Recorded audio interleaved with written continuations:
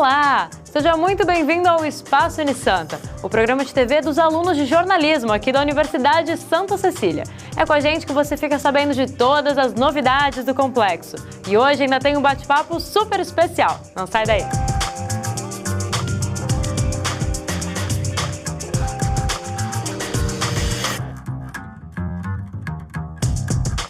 E na segunda parte da conversa com o jornalista Sérgio Vieira, o papo é sobre o livro que ele está lançando, Raimundos, o show que nunca terminou. Confira!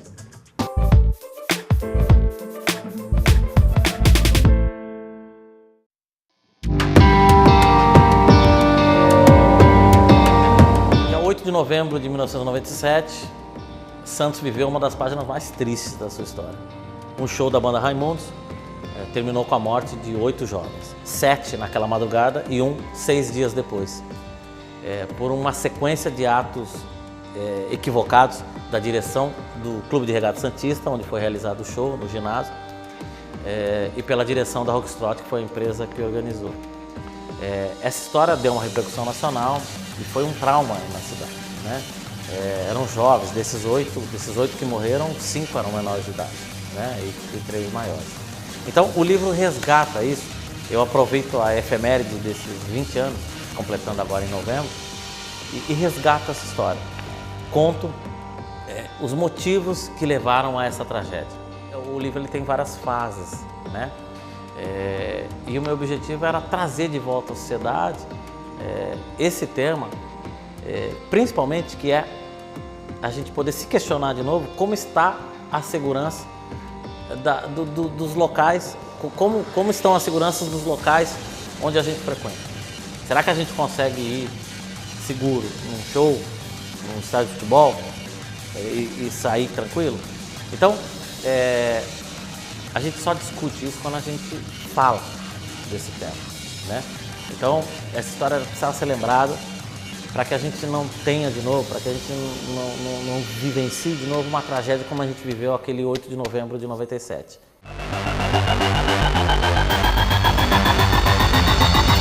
Eu entendia que a cidade de alguma forma tinha esquecido dessa tragédia, e eu não entendia que isso fosse certo, né?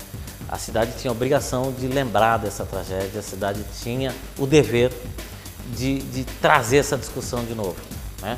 Durante algum tempo se falou dessa história, mas depois eu tive essa percepção, e depois que eu conversei com as mães, ela ficou muito clara para mim, de que a cidade tinha abandonado esse caso, né? As mães não foram acolhidas, né? Então, eu entendi que trazendo esse livro, que é um livro de resgate, como eu coloco, é um livro em memória a essas vítimas, discutindo sobre esse caso, a gente pode evitar com que novos casos tristes como esse aconteçam.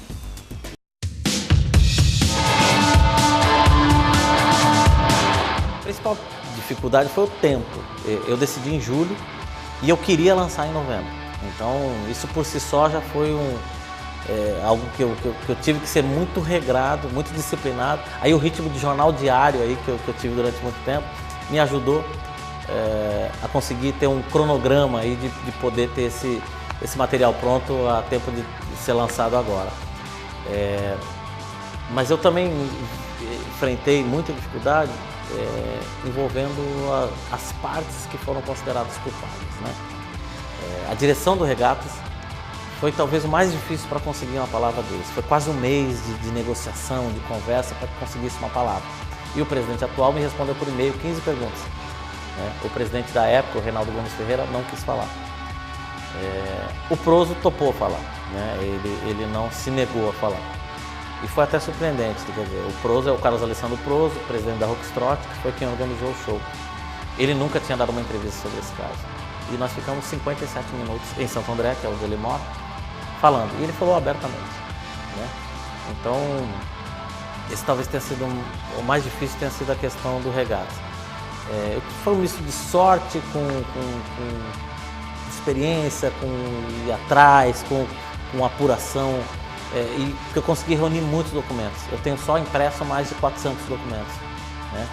Então, eu tinha elementos suficientes para poder contar essa história e dizer o que está escrito aqui nesse livro, né? Esse livro, para mim, ele é um documento importante. é um livro que eu tenho certeza que vai servir como referência quando se falar na tragédia do Regatas.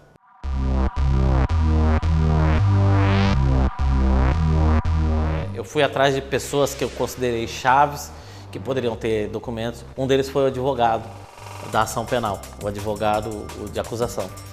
Ele me abasteceu com muito documento. Aí eu fui no site do TJ, eu fui no Diário Oficial de Santos, eu fui onde eu poderia ter elementos. As mães me abasteceram com muitos documentos. Então, eu pesquisei tudo que eu pude, todos os elementos possíveis, todas as plataformas, para que eu pudesse ir atrás de informação. Pesquisei veículos de comunicação. Então, aqui na bibliografia é até grande, que eu falo dos documentos. Tanto que aqui no livro eu coloco boletim de ocorrência, coloco contrato de locação. Eu não poderia fazer esse livro sem ter esses documentos antes. Esses documentos me deram o embasamento e a certeza suficiente do que eu estava colocando aqui nesse livro. Vai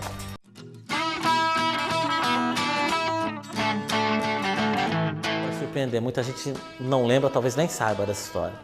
5 anos depois, em 2002, 5 anos depois da tragédia, a prefeitura fez uma estranha parceria com o Regatas Santista. Uma parceria em que ela alugou o ginásio do Regatas, e pagava um aluguel mensal, fez um contrato de locação, pagava um aluguel mensal, para que ali fosse o espaço oficial de eventos esportivos da prefeitura.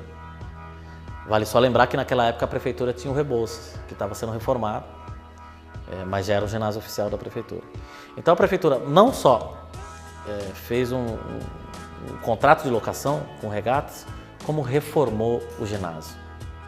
Isso significa que o contribuinte de Santos, incluindo aí os familiares das vítimas fatais, pagaram pela reforma do palco da tragédia. Isso custou quase R$500 milhão do nosso bolso, de um espaço privado. Então, a prefeitura se omitiu muito e deu esse tapa na cara da sociedade 5 anos depois. Então, acho que isso é um ponto. Aqui eu detalho isso. Eu conto quanto foi gasto, eu conto como foi esse processo. Então, isso eu acho que é um ponto. Depois da emoção, vem a revolta.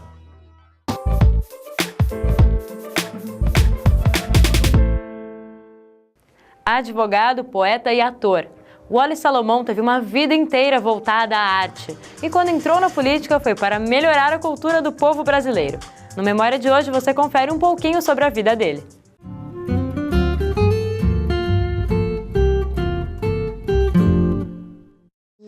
Oxóssi, Oxóssi é caçador, Oxóssi é caçador. Quem manda no mato é Oxóssi. Eu tava na boca da mata, eu vi a campa bater, ajoelhei, botei o vidro no chão, dei um grito e um assobei na chegada de Sultão. Ele nasceu em 3 de setembro de 1943, em Jequié, na Bahia. Filho de um sírio com uma sertaneja, Wally Salomão se formou em Direito pela Universidade Federal da Bahia, mas não seguiu a profissão. Logo, optou por cursar teatro. E com uma mão na frente e outra atrás, eu me joguei para o Rio de Janeiro. Quer dizer, sem nada, nada mesmo, sem grana, sem coisa nenhuma. Quer dizer, é isso, você tinha que se remodelar como identidade para se reconstruir.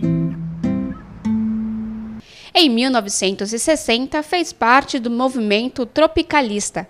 O primeiro livro que escreveu enquanto esteve preso em 1970 no Carandiru foi Me Segura, que eu vou dar um troço. Mas a obra foi publicada 2 anos depois. O livro visceral e revolucionário se tornou determinante para o movimento de contracultura que floresceu no Brasil naquela década, tendo inspirado a apreciação crítica de leitores como Antônio Cândido, Heloísa Buarque de Holanda e Antônio Cícero. Eu fiz um texto chamado Apontamentos do PAV 2. Então, o fato de eu ter sido encarcerado, ver o sol quadrado, aquilo foi uma concentração até espacial do meu desejo, e eu consegui fazer meu primeiro texto, conseguiu jorrar daqui de dentro. Quer dizer, o que é prisão virou liberação de forças.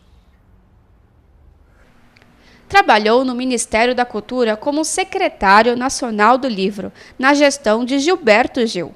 Uma das propostas era a inclusão de um livro na cesta básica dos brasileiros. Nos anos de 1990, o Ali Salomão produziu para Cássia Eller Veneno, Antimonotonia e Veneno Vivo. É divertido, sabe? É muito divertido. É do jeito que eu gosto. É uma relação solta. Um animal da hipótese que eu não considere mais. Eu queria mesmo ser a Cássia Eller. Um animal da hipótese que eu não considere mais. Eu queria mesmo ser a Cássia Eller. Letrista de canções de sucesso como Vapor Barato, em parceria com Jardim Macalé, as canções foram interpretadas por Maria Bethânia, Caetano Veloso, Adriana Calcanhoto, Gal Costa e o Rapa. Publicado em 1996, Algarrávias recebeu o Prêmio Alfonso de Guimarães, da Biblioteca Nacional, e o Jabuti em 1997, na categoria Poesia.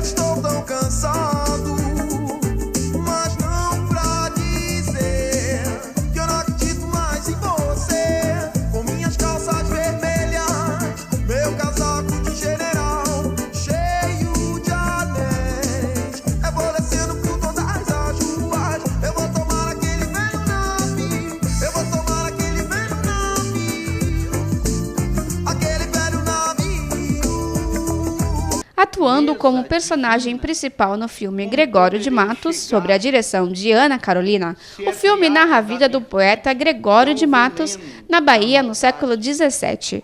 Com a obra, o poeta anuncia o perfil tenso e dividido do povo brasileiro e satiriza os poderosos da época, que passam a combatê-lo até transformar a vida em um verdadeiro inferno. De um pão que é tão formidável, vendo que estás todo em tudo e estás todo em qualquer parte. Quanto a que o sangue vos beba, isto não, e perdoai-me. Como quem tanto vos ama, há de beber-vos o sangue. Beber o sangue do amigo é sinal de inimizade, pois como quereis que eu beba, para confirmarmos pazes, Senhor? Em 5 de maio de 2003, o Ali morreu por conta de um tumor no intestino. Os títulos continuaram na memória e, em 2010, recebeu grande homenagem do grupo cultural Afro-Reg, onde trabalhou como coordenador executivo ao lado do idealizador do projeto, José Júnior.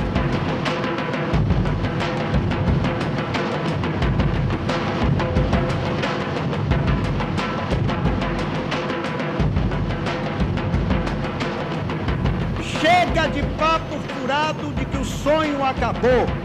A vida é sonho, a vida é sonho, a vida é sonho, a vida é sonho, a vida é sonho, a vida é sonho, a vida é sonho, a vida é sonho, a vida é sonho, a vida é sonho. O núcleo do projeto, que passou por reforma e se tornou um prédio de 4 andares, com salas de dança, música, 2 estúdios, aulas e oficinas gratuitas, foi batizado como Centro Cultural Ali Salomão. Um amante das favelas, Ele ensinou como quebrar paradigmas, preconceitos e dizia que o Afro-Reggae era um cardume do qual ele fazia parte.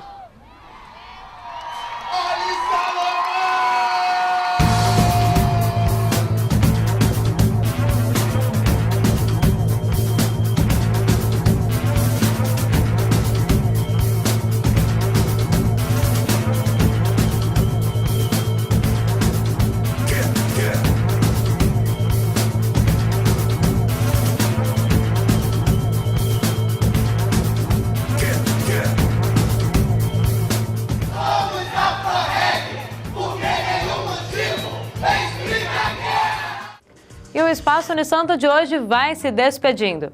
A gente volta amanhã, às 1h05 da tarde, com muito mais novidades aqui na Santa Cecília TV. Até lá!